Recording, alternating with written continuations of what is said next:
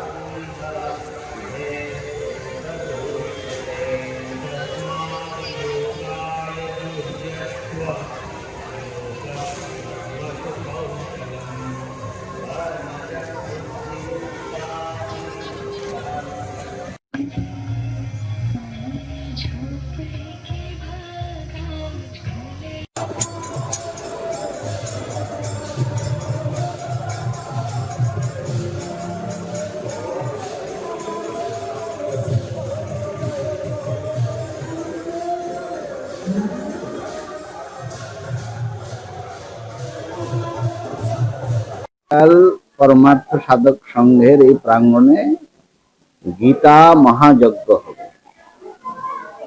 সেটাতে ভগবানের আরাধনা করা হয়। গীতার প্রত্যেকটি শ্লোক পড়ে তার সঙ্গে মন্ত্র সম্পর্কিত করে আহুতি দেওয়া হয়। গীতার 700 শ্লোক পড়ে তার যজ্ঞে আহুতি হয় এবং যজ্ঞের অগ্নি বিধিপূর্বক প্রজ্বলিত হয়, তারপর সেইভাবে পূর্ণাহুতি হয়।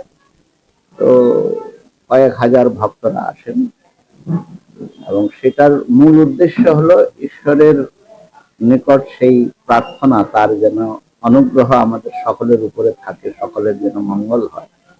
এটাই হলো মূল কথা। কোন জায়গা থেকে এখানে মানে ভক্তরা তো প্রায় ত্রিপুরার সব জায়গা থেকেই আসেন, বাইরে থেকেও এসছে, আসাম থেকেও আসে, আর মহাত্মারা কেউ কাশী থেকে, কেউ কলকাতা থেকে, নানা স্থান থেকে। কারা কারা রাজ্য থেকে সাধু সন্ন্যাসীরা নাকি বাইরে থেকে? বাইরে থেকে অনেকে থাকেন আর এখানকার লোকালও থাকেন। আজকে যে শোভাযাত্রা হবে তাতেও সব সম্প্রদায়েরই মহাত্মা ভক্তরা যোগ দেওয়ার জন্য আছে, অনেকেই যোগ দেয়। কারণ গীতা তো সকল হিন্দুদের, সম্প্রদায়ের কোনো বাধা তো নাই।